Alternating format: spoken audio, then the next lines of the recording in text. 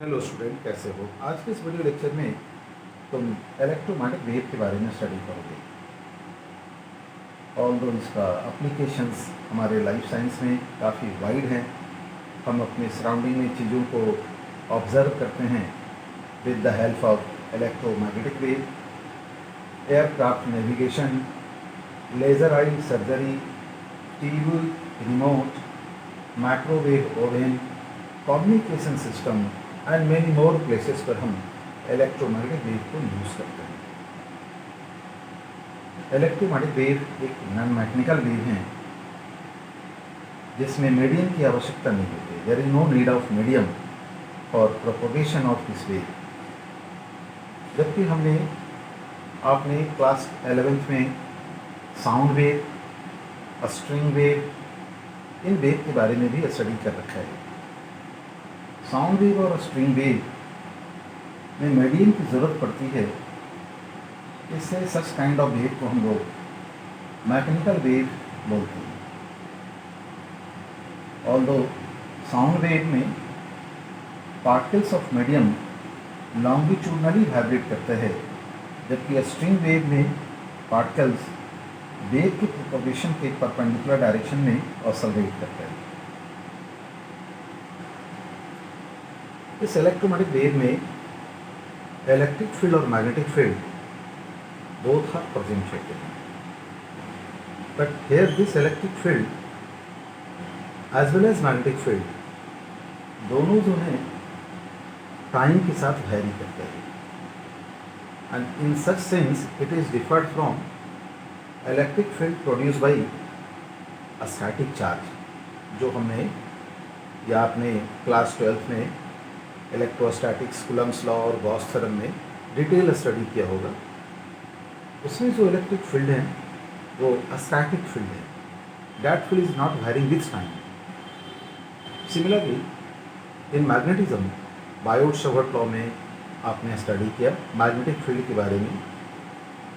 उसमें भी जो मैग्नेटिक फील्ड हैं वो करंट की वजह से प्रोड्यूस हो रहे हैं, but here both electric and magnetic field are present,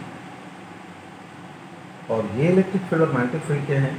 both are time vary. यानी यहाँ पे हमें ये बात को समझना होगा, यदि हम इलेक्ट्रिक फील्ड को टाइम के साथ चेंज करते हैं तो साइमल्टेनियसली इसके सराउंडिंग में हमें time varying magnetic field operate होता है। And in converse it is also true, ये टाइम वैरिंग मैग्नेटिक फील्ड अपने सराउंडिंग में फिर ये इलेक्ट्रिक फील्ड प्रोड्यूस करता है। यानी यहाँ पर these two fields are time varying field coupled together, एक दूसरे के साथ ये परपेंडिकुलर डायरेक्शन में होते हैं और टुगेदर फिर direction of propagation of wave के परपेंडिकुलर होते हैं। जो मैंने इस डायग्राम में दिखाया है कि डिस्टर्बेंस जो है that has been produce by oscillation of charge particle, oscillating charge particle electromagnetic wave produce करते हैं। This is a basic theorem. यदि चार्ज रेस्ट में होते हैं स्टूडेंट तो वो इलेक्ट्रिक फील्ड प्रोड्यूस करते हैं। चार्ज यूनिफॉर्मली मूव करता है तो मैग्नेटिक फील्ड प्रोड्यूस करता है। पर यदि चार्ज एक्सेलरेट होता है, रिटार्ड होता है, ऑसिलेट होता है तो ऑसिलेटिंग मोशन होता है, तो वैसे सिचुएशंस में उसके सराउंडिंग में ये coupled electric magnetic field produce होते हैं और इसी को हम लोग इलेक्ट्रोमैग्नेटिक वेव बोलते हैं। इस वेव के प्रोपोगेशन में मीडियम की ज़रूरत नहीं होती है, जो कि मैंने पहले समझाया। This is non mechanical wave. ये वेव में जो डायग्राम हम दिखाए हैं एरो, यही डायग्राम यदि आपने स्ट्रिंग वेव में लर्न किया होगा तो इन स्ट्रिंग वेव जो पार्टिकल्स हैं स्ट्रिंग का वो रियली मूव करते हैं। ये उसके एम्पलीट्यूड को बताता है कि पार्टिकल अपने मेन पोजीशंस के बाद कितना ये डिस्प्लेस हो रहा है। पर यहाँ पर ऐसा कोई पार्टिकल का ऑब्जर्वेशन नहीं है, रेदर देन फील्ड के एम्पलीट्यूड को ये रिप्रेजेंट कर रहा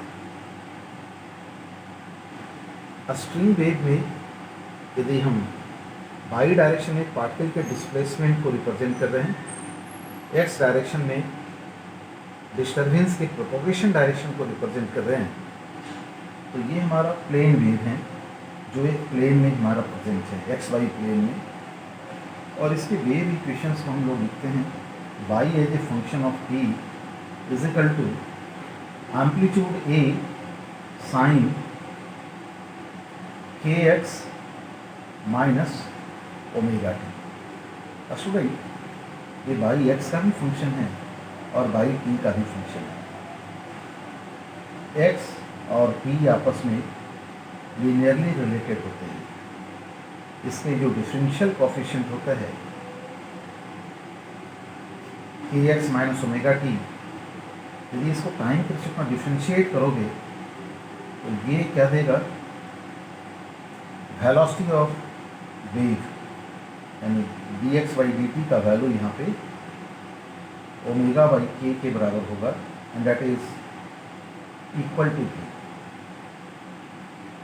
ये एक ट्रैवलिंग वेव है जो फंक्शन ऑफ एक्स और फंक्शन ऑफ टी दोनों का ये फंक्शन है। यदि हम इस बाई जो पार्टिकल के डिस्प्लेसमेंट को रिप्रेजेंट कर रहे हैं ऑफ डिफरेंट पार्टिकल्स जो अलग अलग लोकेशन पर हैं, यदि उस पार्टिकल के बाई के वैल्यू को टाइम के रिस्पेक्ट में हम डिफ्रेंशिएट करते हैं तो ये पार्टिकल के वेलोसिटी को रिप्रेजेंट करता है, और इसकी वैल्यू होता है minus omega A cos k x minus omega. Similarly यदि हम पार्टिकल के डिस्प्लेसमेंट जो है बाई, इसको एक्स के टर्म में हम डिफ्रेंशिएट करेंगे d y by D x, ये वैल्यू आएगा k x cos k x minus omega t. इसमें जो फर्स्ट इक्वेशन है, इस एक्सप्रेशन से हम पार्टिकल की काइनेटिक एनर्जी को बता सकते हैं, और सेकेंड एक्सप्रेशन से हम पार्टिकल की पोटेंशियल एनर्जी को बताते हैं। ये दोनों एक्सप्रेशन में हम सेम ट्रिगोनोमेट्रिकल फंक्शन ऑब्जर्व कर रहे हैं, that is cos.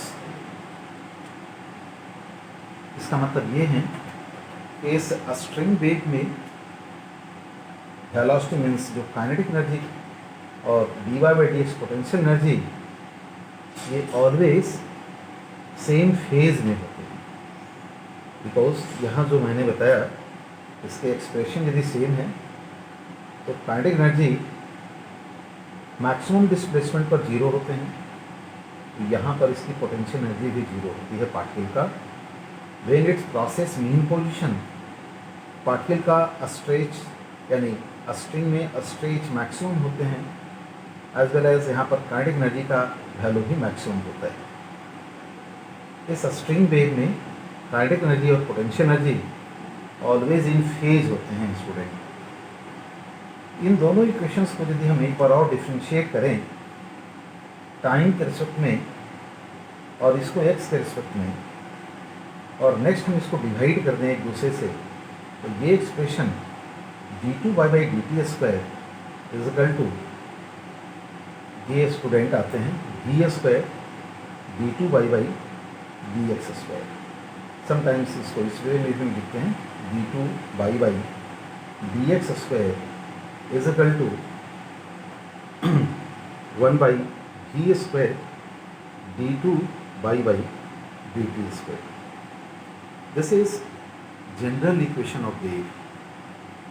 It means यदि ये हमारा डिस्प्लेसमेंट इक्वेशन है तो ये इक्वेशन इसको सेटिस्फाइड करता है, और ये चीज़ें हम इस इलेक्ट्रोमैग्नेटिक वेव में भी ऑब्जर्व करेंगे। यानी जितने भी प्लेनर वेव हैं वो इस इक्वेशन को सेटिस्फाई करता है।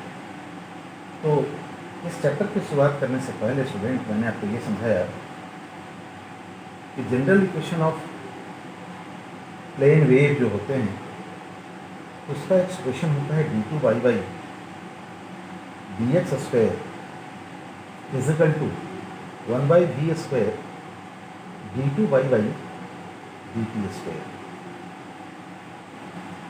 यहाँ पे स्टूडेंट ये जो बाई हैं इलेक्ट्रोमैग्नेटिक वेव में,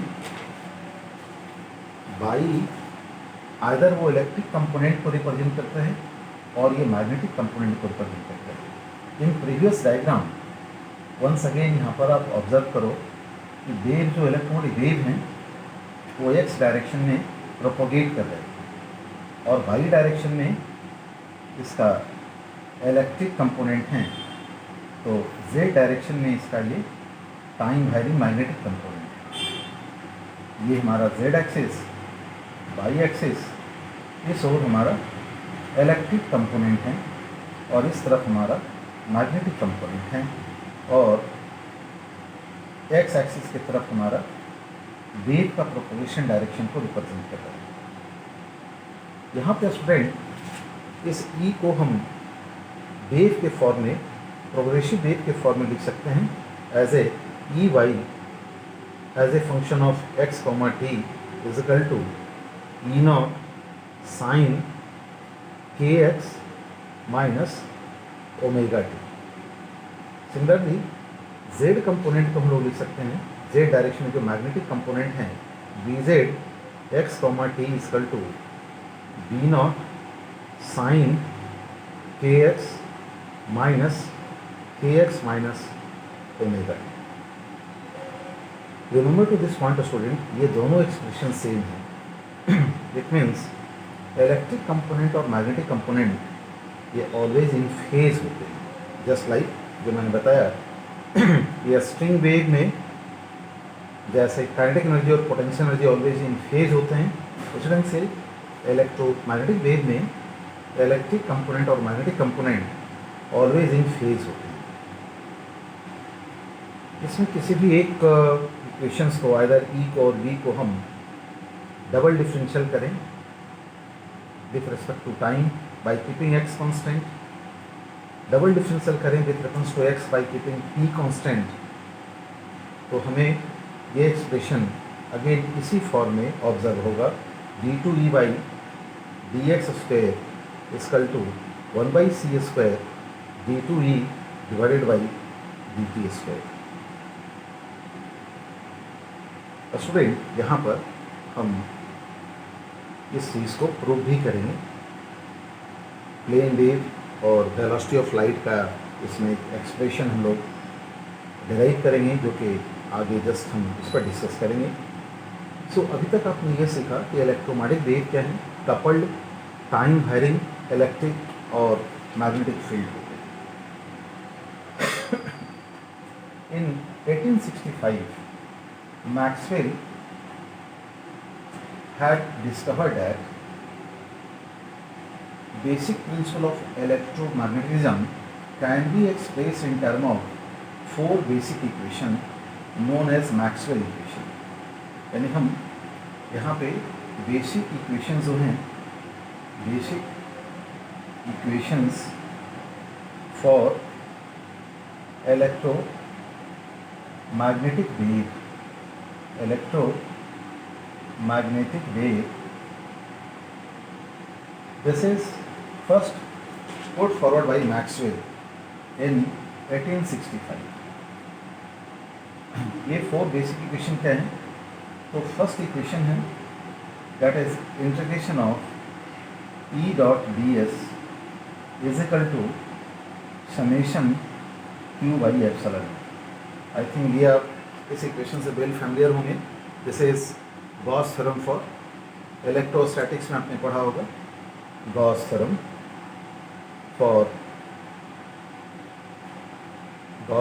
फॉर इलेक्ट्रिक फील्ड, जिसमें हम गॉसियन सरफेस के अंदर जो चार्ज हैं उस चार्ज को इसमें इंक्लूड करते हैं।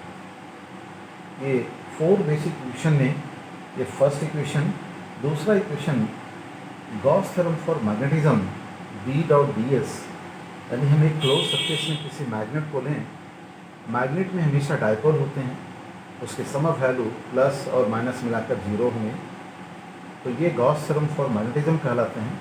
इसके हिसाब से मैग्नेटिक मोनोपोल जो होते हैं वो एग्जिस्ट कभी नहीं करता है, magnetic monopole does not exist.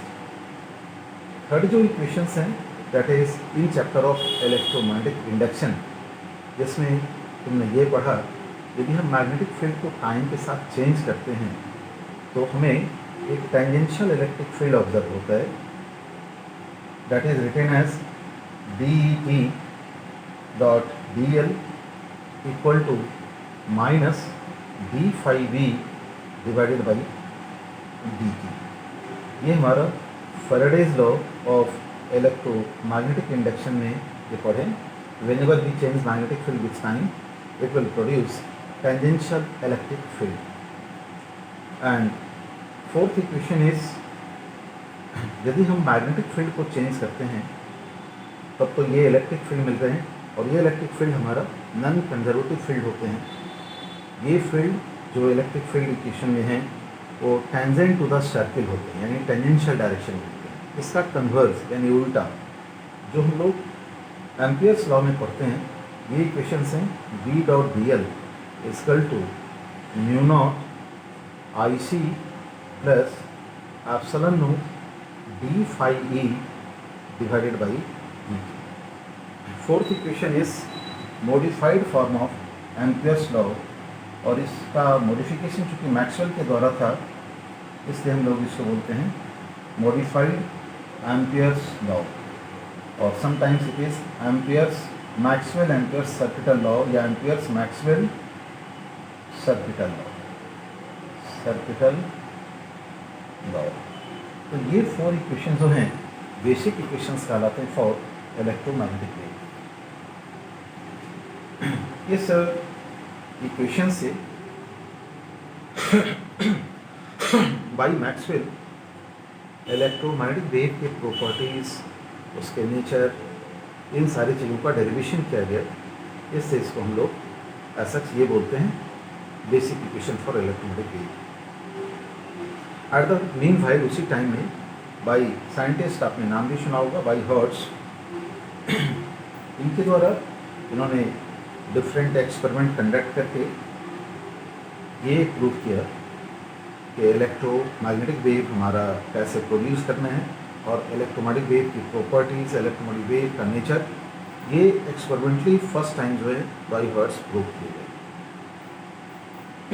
तो स्टूडेंट यहाँ पर लास्ट टू जो इक्वेशंस हैं, इस इक्वेशंस में हम ये देखते हैं, ऑब्जर्व करते हैं कि इलेक्ट्रिक फील्ड और magnetic field are coupled together. यहाँ इलेक्ट्रिक फील्ड है तो यहाँ मैग्नेटिक फील्ड है, यहाँ मैग्नेटिक फील्ड है तो यहाँ पर हमारा electric field. Now in equation third जो आपने Faraday law of electromagnetic induction में डन किया है, you suppose plane of this board एक मैग्नेटिक फील्ड हम दे रखते हैं। ये मैग्नेटिक फील्ड कांस्टेंट नहीं है, it is varying with time, this is suppose increasing with time. यदि हम यहाँ पर एक conducting path as a circular path हम पुट करें तो विद इन दिस कंडक्टर जो इलेक्ट्रॉन स्टैटिक स्टेट में है वो मूव करना शुरू करता है। As per Faraday's law of electromagnetic induction EMF induce होंगे।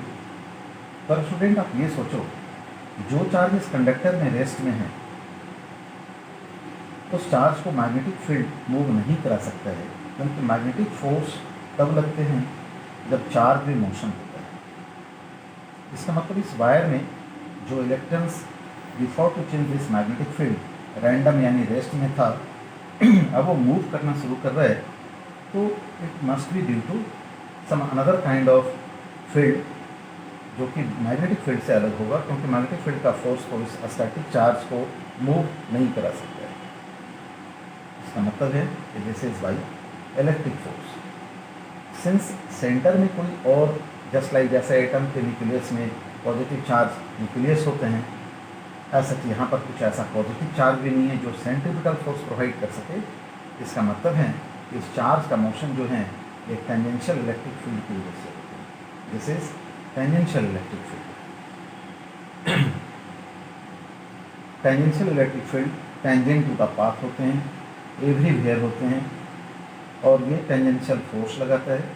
इस टेंजेंशियल फोर्स के द्वारा एक राउंड में जो वर्क होंगे वो कुछ इस तरीके से लिखेंगे, और ये वर्क बाई चार्ज जो होगा ये इसके ईएमएफ को रिप्रेजेंट करेगा, यानी ये हमारा इंड्यूस्ड ईएमएफ को रिप्रेजेंट कर रहा है, और इंड्यूस्ड ईएमएफ का वैल्यू हम लेटर ऑन इससे रिप्लेस करेंगे, that is E dot D L से।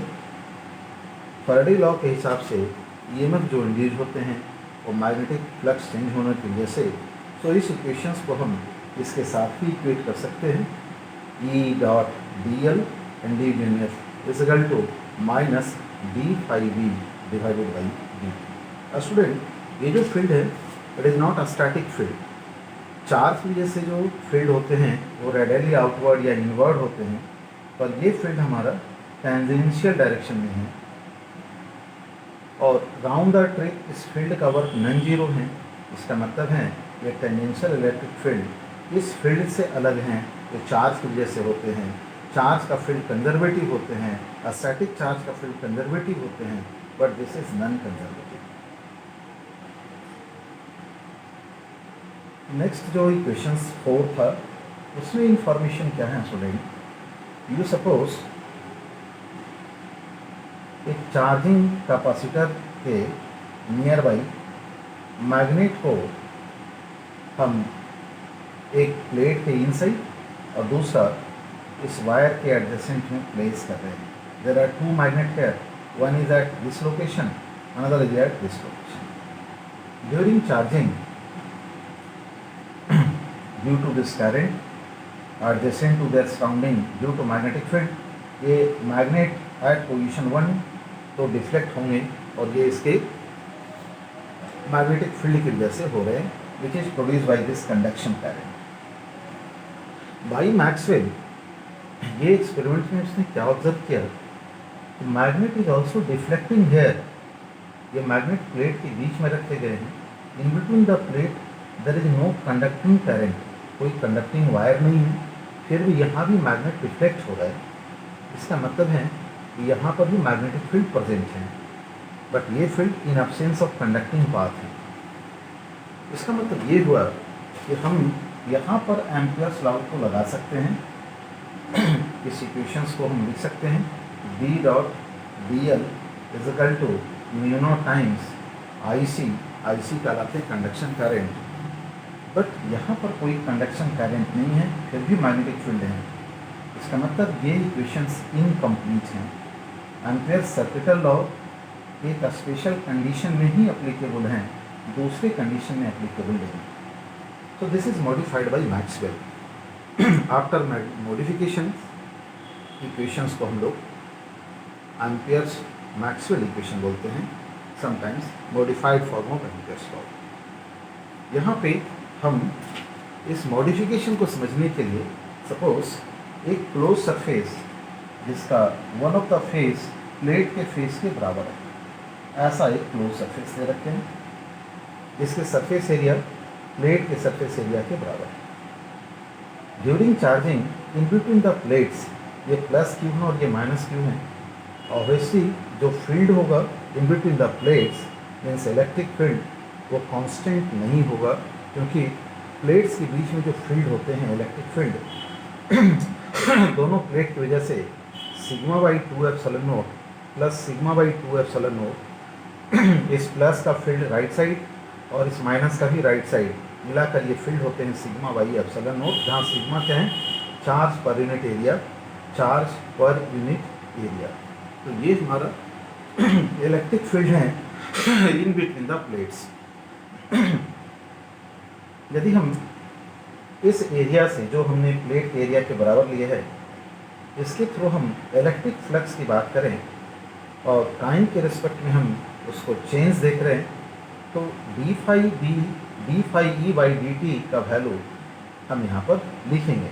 उससे पहले हम उस एरिया के लिए फ्लक्स का वैल्यू क्या है, मीन्स इलेक्ट्रिक फ्लक्स का वैल्यू, तो फाई का वैल्यू होंगे इलेक्ट्रिक फील्ड ई और सरफेस एरिया एस। ई का वैल्यू स्टूडेंट आपने निकाला है Q by epsilon note S, और इसको एस से मल्टीप्लाई करेंगे, ये वैल्यू क्यू बाई एप्सिलॉन होगा, क्योंकि चार्जिंग के दौरान जो चार्ज ऑफ कैपेसिटर है वो हमारा चेंज हो रहा है। सो यहाँ पे d phi E divided by D t यदि लिखेंगे ये वैल्यू आएगा 1 अपॉन एप्सिलॉन नोट और ये value d q divided by D t. ये जो चार्ज हैं by time this is equivalent to current. Faraday के द्वारा ये करंट कंडक्शन करंट था, बट यहाँ पर उसी का एनालॉजी मैक्सवेल के द्वारा इस करंट का नाम रखा गया displacement current that is ID, और इस आईडी का वैल्यू क्या है, epsilon not D phi E divided by D t. ये डी आईडी जो है ये कब तक होते हैं, जब तक ये फ्लक्स चेंज होते हैं, ये याद रखिए। यदि ये फुल्ली चार्ज हो गया, मान लीजिए कहीं और आउटसाइड टू द कैपेसिटर किसी एक रेसिस्टेंस और बैटरी वाले केस में यदि करंट है तो भी हमें कंडक्शन करंट मिलेगी। यहाँ पर कंडक्शन करंट जब तक ये चार्ज हो रहे तब तक मिलेंगे, साथ में हमें ये डिस्प्लेसमेंट करंट भी होंगे। लेकिन यहाँ डिस्प्लेसमेंट करंट का मतलब है d phi e by D t, यानी जब हम electric flux through the surface constant ना होकर चेंजेबल ऑब्जर्व करेंगे, उस कंडीशन में हम इसको आईडी बोलेंगे, डिस्प्लेसमेंट करंट बोलेंगे। इट मीन्स जो फैराडे का जो एम्पियर्स का इक्वेशन है, अब हम उसको मॉडिफाई करेंगे। मॉडिफिकेशन के बाद क्या लिखेंगे, that is integration of B dot D L is equal to mu not, और ये वैल्यू क्या था आई सी, और इस आई सी के साथ हम आई डी के बजाय ये वाले टर्म लिखेंगे, दैट इज इक्वल टू इसके बराबर है, ये स्टूडेंट है आपका epsilon not D phi E divided by D t. तो ये हमारा modified form of Ampere's law. तो स्टूडेंट ये सारी चीज़ें आप समझ गए होंगे। तो इस पर हम एक न्यूमेरिकल्स जो हैं जिसके थ्रू आपको ये समझना है, यदि मान लीजिए ये एरिया हमारा जिसके थ्रू हम फ्लक्स निकाल रहे हैं वो एरिया इस प्लेट के एरिया के बराबर ना हो। सपोज एरिया जो प्लेट के बीच में ले रहे हैं it is not equal to s, suppose वो एरिया हमारा SY4 है, तो उस केस में what is value of i d epsilon not D phi e by D t, उसकी वैल्यू क्या होगी। यानी just I consider this area, ये प्लेट के एरिया इसका SY4। तो स्टूडेंट अब आपको फ्लक्स इस एरिया के लिए लिखना होगा, और तब आप यहाँ पर क्या लिखेंगे, फील्ड का वैल्यू तो वही रहेगा, ई का value that is sigma y epsilon naught q y epsilon not, और इसका area s, this is s field in between the plates. लेकिन जो फ्लक्स कट होंगे फाई ई, इसकी वैल्यू होगा q y epsilon naught s divide by SY4, and that is equal to q y epsilon naught divided by 4। अब आप इसको differentiate करें, तो डिफरेंशियल करने से ये वैल्यू कितना आई है student, that is d phi E divided by D t equal to ये वैल्यू 1/4, और ये वैल्यू 1 एप्सिलॉन नॉट, और ये value d q divided by D t. आपको याद होगा प्रीवियसली जो इसके पहले बताए थे, d q by D t का मतलब जो यहाँ पर चार्ज, जिस रेट से प्लेट चार्ज हो रहा है ये वैल्यू आई सी के बराबर होगी, पर यहाँ जो डिस्प्लेसमेंट जो करंट है उसका मैग्नीट्यूड होगा epsilon naught times of d phi E divided by D t, और यहाँ से वैल्यू क्या होंगे, तो ये वैल्यू मैग्नीट्यूड बाई जो कंडक्शन करंट है उसका ये 1/4 होगा। तो आप इस बेसिक कंसेप्ट को समझ गए होंगे कि हम न्यूमेरिकली जो है डायमेंशनली इसको आईडी जरूर बोल रहे हैं, पर this ID is countable only या ये तभी हम काउंट कर सकते हैं जब हमारा फ्लक्स चेंज हो, और फ्लक्स एरिया के लिए होते हैं।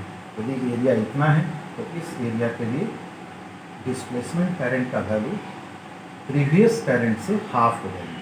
प्रीवियस में आईडी और आईसी दोनों का मैग्नीट्यूड सेम था, लेकिन याद रखना है हमें आईसी जब हम यहाँ अप्लाई करते हैं तो यहाँ आईडी नहीं होंगे, और आईडी जब यहाँ अप्लाई करें तो आईसी नहीं। आईडी तभी होगा जब तक हमें इस एरिया से फ्लक्स चेंज होता रहेगा। फ्लक्स चेंज होना बंद हो जाएगा, यानी जब फील्ड कांस्टेंट होगा, चार्जिंग स्टॉप हो जाएंगे, तो हमारा आईडी का वैल्यू 0 होगा। आप बोलेंगे चार्जिंग स्टॉप का मतलब आईसी भी 0 हो जाएगी। ठीक है, आईसी जरूर 0 होंगे, लेकिन magnetic field produced by IC तो हम विदाउट वेरिंग करंट की वजह से भी बोल सकते हैं। जैसे ये हम बैटरी ले लिए और ये रेसिस्टेंस ले लिए, तो इस केस में हमारा क्या है, इसके सराउंडिंग में कांस्टेंट करंट भी होगा तो भी हमें क्या मिलेंगे यहाँ पर, ये वैल्यू कंडक्शन करंट की वजह से मैग्नेटिक फील्ड।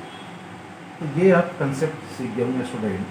तो अभी मैंने आप तक क्या आपको बताया कि 4 basic equation of Maxwell law, और दूसरा लास्ट 2 इक्वेशन में क्या था, इलेक्ट्रिक फील्ड और magnetic field both are coupled together. अब हम यहाँ पर ये सीखने जा रहे हैं कि जो प्लेन इलेक्ट्रोमैग्नेटिक वेव हैं, यानी इन्हें प्लेन जो इलेक्ट्रोमैग्नेटिक वेव हैं और स्पीड ऑफ लाइट, इसका डेरिवेशन हम स्पीड ऑफ लाइट मैक्सवेल के द्वारा किस वे में किया गया, उसका मैथमेटिकल डेरिवेशन हम लोग सीखने जा रहे हैं। स्टूडेंट, जैसा मैंने शुरुआत में बताया कि यदि हम एक्स एक्सिस की तरफ इलेक्ट्रोमैग्नेटिक वेव के प्रोपोगेशन को ले रहे हैं, ये हमारा वाई एक्सिस है और ये हमारा जेड एक्सिस है। एक्स की तरफ वेलोसिटी ऑफ लाइट है, मीडियम हमारा एयर मीडियम है, वाई की तरफ हमारा इलेक्ट्रिक कंपोनेंट है जिसको ई वाई से रिप्रेजेंट कर रहे हैं, वो एक्स और टी दोनों का फंक्शन है। जेड की तरफ हम डी जेड लिख रहे हैं, वो भी हमारा क्या है, एक्स और टी का फंक्शन। हम यहाँ पे एट पोजीशन एक्स एक रेक्टेंगुलर प्लेन ले रखे हैं। At position this plane is at x equal to x. एक दूसरा और इसके पैरेलल हम दूसरा प्लेन ले रखे हैं, rectangular plane perpendicular to x axis, ये हमारा है at position x plus del x. Student, इस प्लेन में हम क्या ऑब्जर्व कर रहे हैं कि जो इलेक्ट्रिक फील्ड है वो वाई डायरेक्शन में है और मैग्नेटिक फील्ड जो है वो इस डायरेक्शन में, यानी जैसे इस direction of electric field E y, और यहाँ पर भी this is direction of E y, ये इलेक्ट्रिक फील्ड के कंपोनेंट्स को रिप्रेजेंट कर रहे हैं। यहाँ स्टूडेंट हम, जैसा हमने शुरुआत में बताया कि इलेक्ट्रॉनिक वेव क्या है, कपल्ड, यानी coupled electric, time varying electric and time varying magnetic field. हम इन दोनों फेज के बीच में एक लूप कंसिडर करें, ई एफ जी एच। ये लूप के थ्रू जो मैग्नेटिक फील्ड हैं जो जेड डायरेक्शन में, वो टाइम के साथ हमारा चेंज हो रहा है।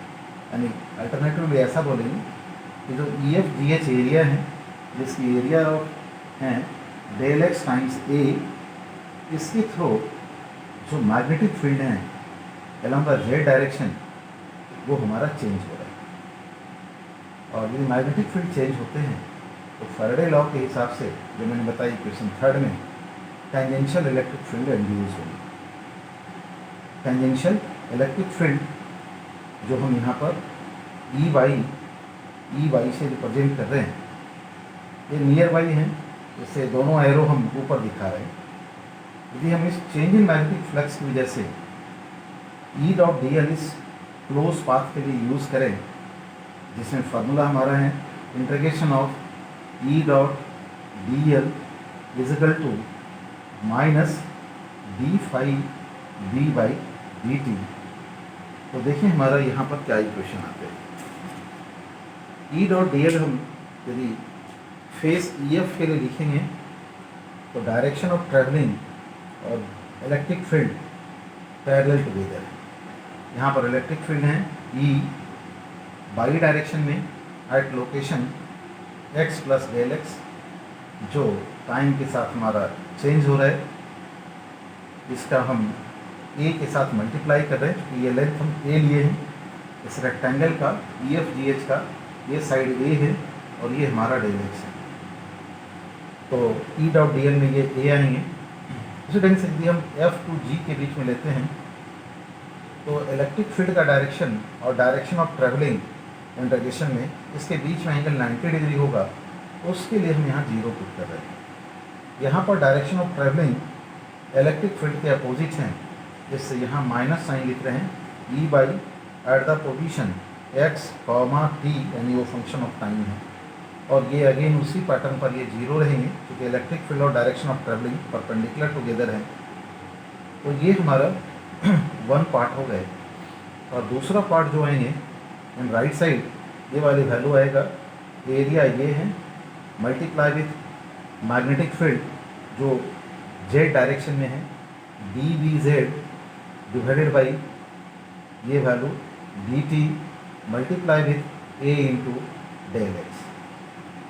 लिमिट एंड कंटिन्यूटी चैप्टर से स्टूडेंट आपने ये लर्न किया है, यदि इसको हम लेफ्ट साइड डिवाइड कर लें और del x tending towards zero लिखें तो ये हमारा del E by del x में कन्वर्ट हो जाएगा। यानी इस डेल एक्स को यहाँ डिवाइड करके डेल एक्स वेरी स्मॉल लेंगे तो ये हमारा del E by del x में कन्वर्ट होगा।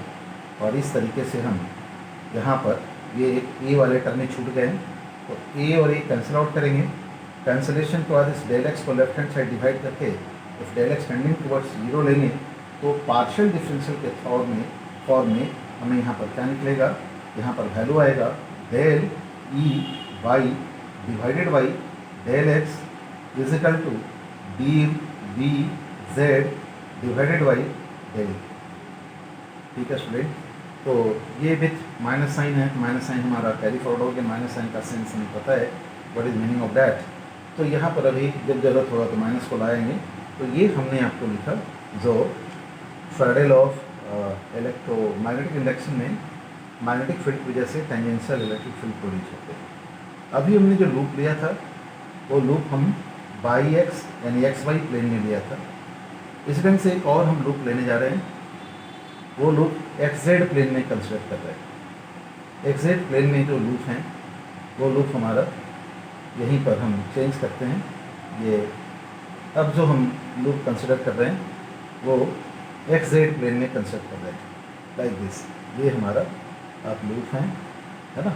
यहाँ पर अगेन हम इसको ई डैश, इसको एफ डैश, इसको जी डैश और इसको एच डैश ले लें तो इस सरफेस के थ्रू क्या हो रहे हैं, इलेक्ट्रिक फील्ड हमारा, क्योंकि इलेक्ट्रिक फील्ड कांस्टेंट नहीं है, चेंज हो रहा है। जैसा हमने लास्ट इक्वेशन में सीखा, यदि जो modified form of Ampere's law था, यदि इलेक्ट्रिक फील्ड चेंज होंगे तो इलेक्ट्रिक फ्लक्स चेंज होगा और इलेक्ट्रिक फ्लक्स चेंज होगा तो उससे भी मैग्नेटिक फील्ड प्रोड्यूस होगा। तो यहाँ पर इस लूप के लिए हम यदि फ्लक्स लिखें, यानी वो इक्वेशन हमारा क्या था, integration of B dot D L is equal to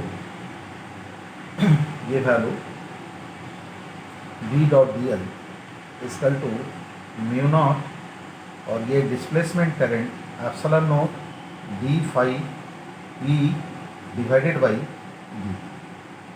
देखिए student, B dot D L का मतलब ये हुआ, यहाँ पर जो मैग्नेटिक फील्ड है उसकी डायरेक्शन, ये बी डॉट डी एल हम इस लूप के लिए ले रखे हैं जिस लूप के परपेंडिकुलर डायरेक्शन में इलेक्ट्रिक फील्ड टाइम के साथ चेंज हो रहा है। इसकी भी साइक्लिक इंटीग्रेशन हम ई से ई एफ डैश यानी बी डॉट डी एल हम ले रखे हैं, E dash to F dash, यदि ये हम बी जेड रिप्रेजेंट कर रहे हैं, ये बी जेड रिप्रेजेंट कर रहे हैं, तो यहाँ पर जो डिस्टेंस है वो स्मॉल है, तो इस जेड के अपोजिट डायरेक्शन में हम ट्रेवल कर रहे हैं। इसका तो B z at the location x plus del x जो टाइम के साथ वेरी कर रहे हैं, इसका हम लेंथ ए के साथ मल्टीप्लाई कर रहे हैं और उसका डायरेक्शन ऑफ ट्रेवलिंग अपोजिट है।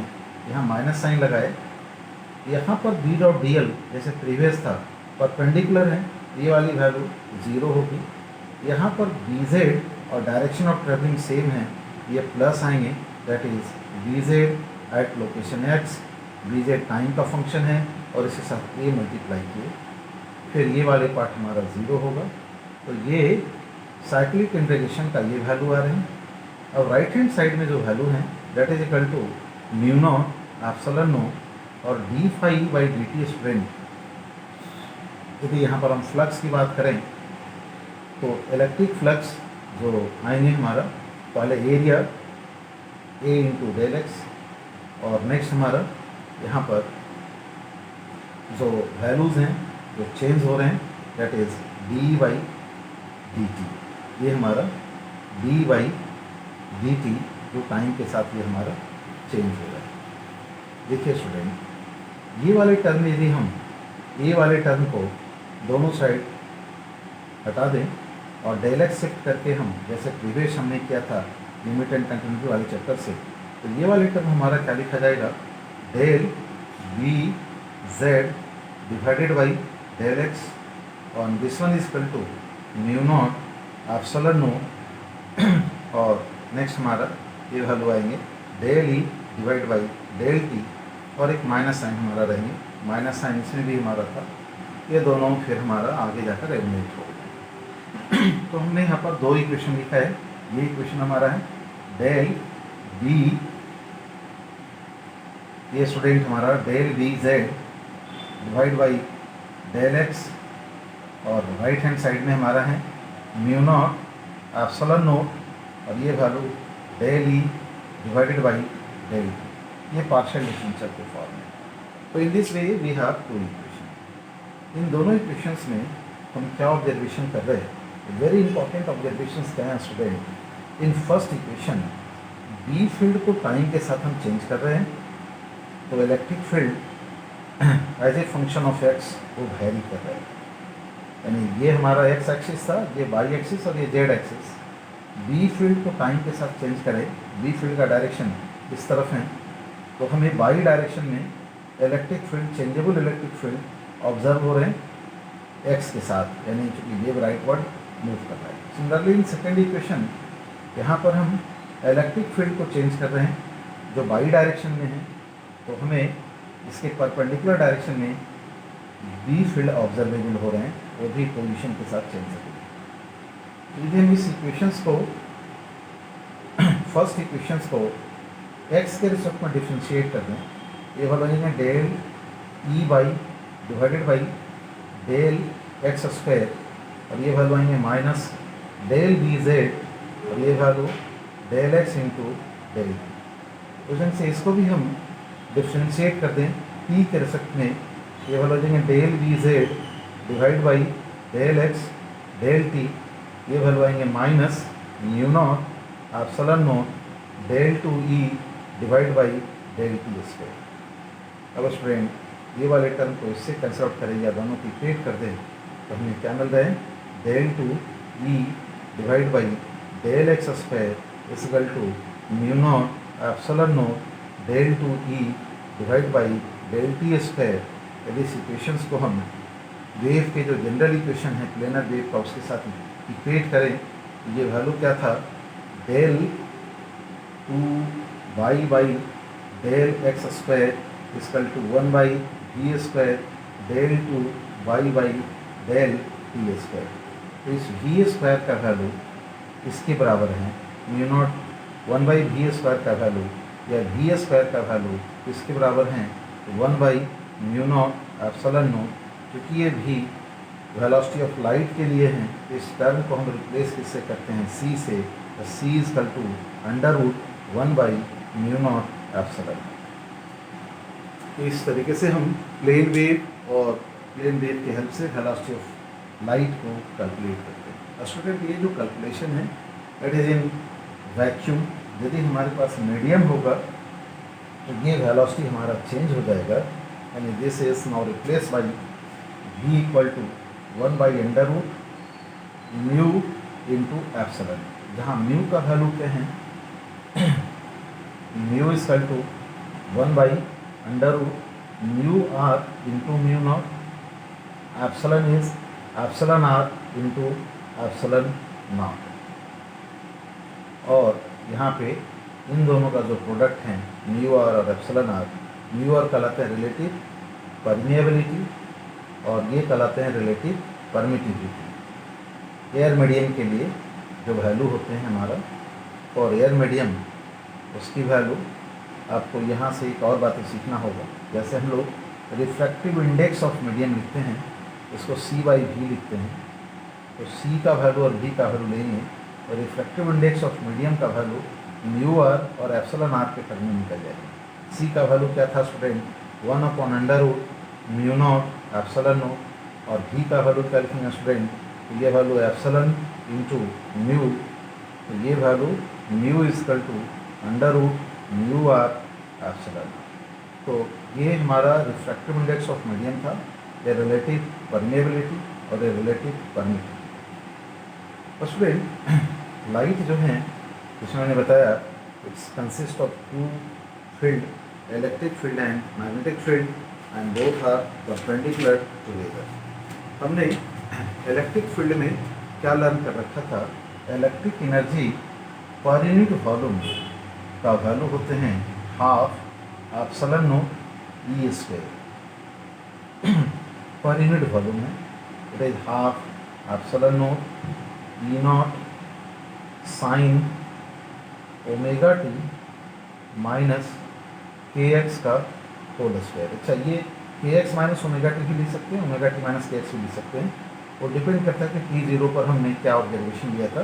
तो साउंड वेव में हम इस पर एक अलग से फिर वीडियो बनाएंगे, इसमें साउंड वेव को हम रिवाइज कराएंगे, कोशिश करेंगे हम नेक्स्ट क्लास में साउंड वेव को 2-3 लेक्चर में कंप्लीट करने का, जो मेंस और एडवांस के लिए अप्लीकेबल होंगे। तो यहाँ पर ये वैल्यू क्या है, half epsilon not E not square sine square, ये value omega T minus K x. उस ढंग से स्टूडेंट हम लोग यहाँ पर मैग्नेटिक फील्ड का भी वैल्यू लिख सकते हैं। ये वैल्यू में half B not square divided by mu not sine square, क्योंकि मैग्नेटिक फील्ड में जो एनर्जी होते हैं per unit volume B not square by 2 mu not होते हैं, और ये value sine omega T minus K X. दोनों को ऐड कर देने से इलेक्ट्रोमैग्नेटिक वेव का total energy per unit volume का value as a function of time, ये दोनों का एडेड वैल्यू है।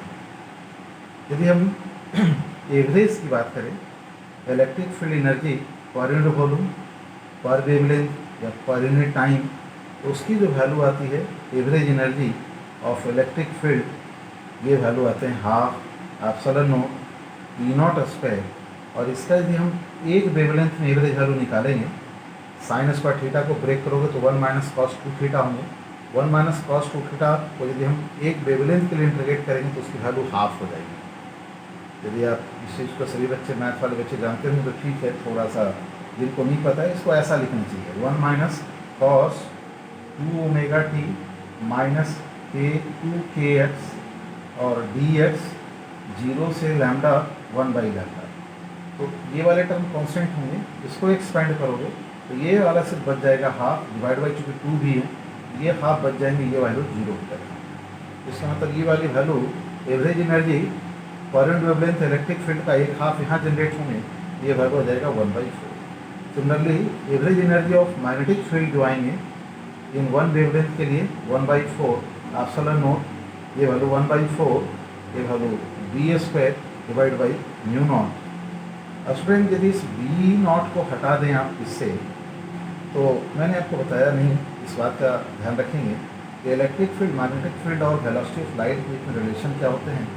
तो ई बराबर होते हैं माइनस सी क्रॉस बी, ये वैल्यूज याद रखेंगे।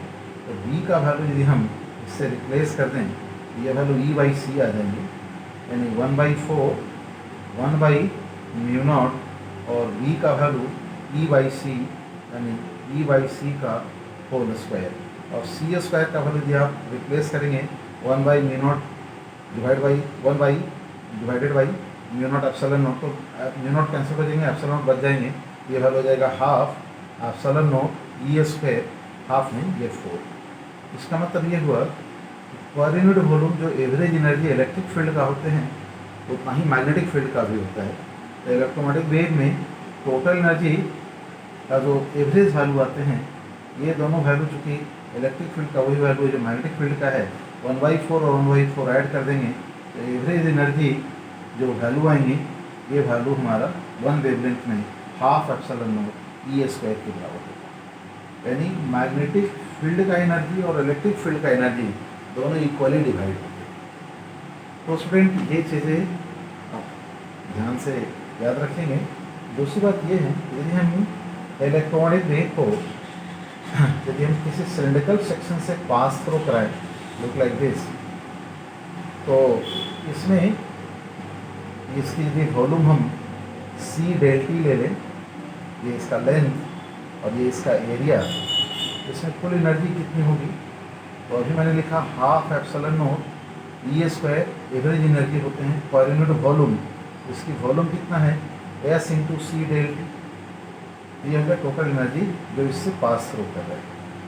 अब इस एनर्जी को हम एरिया से डिवाइड कर दें तो ये एनर्जी पर यूनिट एरिया होगा, टाइम से डिवाइड कर दें ये इंटेंसिटी होगा। यानी यहाँ पे intensity, average intensity of light क्या लिखेंगे, तो half epsilon not c into E not square, चूँकि हमारा ये डेल टी और एस डिवाइड हो जाएंगे। तो इस तरीके से स्टूडेंट आप इस रिजल्ट को याद रखिएगा, this is also equal to B not square divided by 2 mu not C. ठीक है स्टूडेंट, तो इस पर हम एक छोटे से न्यूमेरिकल्स कर लेते हैं। अगले क्लास में हम इस पर बेस्ड कुछ न्यूमेरिकल्स कराएंगे, एक दो न्यूमेरिकल इस पर देख लें। जैसे हमारा क्वेश्चंस हैं, इंटेंसिटी ऑफ लाइट जो दिया हुआ है फ्रॉम ए सोर्स, वो 500 divide by pi watt by metre square. तो कहता है find out amplitude of electric field. जो अभी हम इक्वेशन लिखे उसी को यूज़ कर लोगे, half epsilon not c E not square. Average energy ये हमारा दिया हुआ इंटेंसिटी का वैल्यू जो पिछला था। इसमें हमसे पूछ रहा है एम्पलीट्यूड ऑफ इलेक्ट्रिक कंपोनेंट क्या होंगे, तो इस फार्मूले से आप निकाल लोगे। एप्सिलॉन नॉट का वैल्यू पता है 8.85 इंटू 10⁻², सी का वैल्यू वेलोसिटी ऑफ लाइट, इसको सॉल्व करने से ई नॉट का वैल्यू आते हैं 2√3 इंटू 10⁻² न्यूटन बाई कूलम। इसी ढंग से स्टूडेंट हम मान लो एक पॉइंट सोर्स ले रखे हैं जिसकी पावर 2 वाट दी हुई है। यहाँ से हम ये वैक्यूम में है, 2 सेंटीमीटर के डिस्टेंस पर एक स्फेरिकल इन्वेलप ले लें, यानी ऐसा बोले कि this source is kept at centre of this spherical enclosure. तो इसकी एनर्जी इस इनक्लोजर के सरफेस पर हर जगह इंसिडेंट होगा। तो यहाँ पर जो इंटेंसिटी का वैल्यू लिखेंगे वो वैल्यू आएगा power divided by 4 pi r square. इस टाइप के क्वेश्चन आप हीट में भी किए होंगे रेडिएशन वाले चैप्टर में। ये पावर है, एरिया से डिवाइड की इंटेंसिटी है। इस एवरेज इंटेंसिटी का फिर वैल्यू क्या लिखेंगे, half epsilon not c E not square. फिर हमसे क्वेश्चन में पूछ रहा है find out amplitude of electric field. तो इस फार्मूले में ये वाली वैल्यू यहाँ से निकाल लोगे। कैसे निकालोगे, 2 वाट डिवाइड बाई 4 पाई। ये रेडियस का वैल्यू कितना दिया होता है, दिस इज गिवन 2 मीटर, तो ये 2 मीटर का स्क्वायर हो जाएंगे। तो ये हो गया इंटेंसिटी, तो यहाँ पर पुट कर देंगे। एप्सिलॉन नॉट का वैल्यू पुट करेंगे, सी का वैल्यू पुट करेंगे, तो ई नॉट का कैलकुलेटेड वैल्यू आएंगे √3 इंटू 10⁻⁻4 न्यूटन बाई कूलम। ठीक है स्टूडेंट, इस ढंग से एक और क्वेश्चन ले लेते हैं। क्वेश्चन क्या है, इलेक्ट्रोमैग्नेटिक वेव का जो इलेक्ट्रिक कंपोनेंट का जो एम्पलीट्यूड है वो 10 वोल्ट पर मीटर है। फ्रीक्वेंसी जो है हमारा इलेक्ट्रोमैग्नेटिक वेव का 5 इंटू 10⁴ हर्ट्स है। ये लेस फ्रीक्वेंसी है, यानी रेडियो वेव का होगा। Wave is propagating suppose in x direction, then average density of magnetic field. Average density of magnetic field बोल रहे, तो जो इलेक्ट्रिक फील्ड का डेंसिटी होंगे वही हमारा मैग्नेटिक फील्ड का भी डेंसिटी होगा। तो आप चाहें तो average energy density half epsilon not E not square से निकाल सकते हैं, है ना। क्योंकि आपका ई नॉट का वैल्यू दिया हुआ है तो इससे भी निकाल सकते हैं, या फिर आप यहाँ पर ये भी कर सकते हैं B not square by 2 mu not. तो म्यू नॉट का वैल्यू को चेंज करना पड़ेगा सी से, है ना। लेकिन फिर इसमें प्रॉब्लम ये है कि आपका वैल्यू जो है सी का वैल्यू में आप फिर यहाँ से ये यूज़ करेंगे, एक अननेसेसरी आपका वर्क बढ़ेगा, क्योंकि मैंने बताया दोनों कंपोनेंट सेम होते हैं। तो आप इसी से इस वैल्यू को लेकर निकाल लेंगे। लेकिन आपसे पूछ रहा है इसमें average energy density of magnetic field, तो ये कैलकुलेट करेंगे तो 2.21 into 10⁻10 joule by metre cube. ठीक है स्टूडेंट, इसमें कुछ और भी पार्ट्स हैं जो कि कम्युनिकेशन सिस्टम से रिलेटेड हैं, जो जिसमें आपसे पूछते हैं electromagnetic spectrum, propagation of electromagnetic wave in atmosphere, जो इसी चैप्टर का है, लेकिन वो आपका कम्युनिकेशन सिस्टम में रिलेटेड है। जैसे relation between height of antenna and distance up to which signal can be received directly, ये इस चैप्टर का है, लेकिन हम लोग स्टडी करते हैं कम्युनिकेशन सिस्टम में।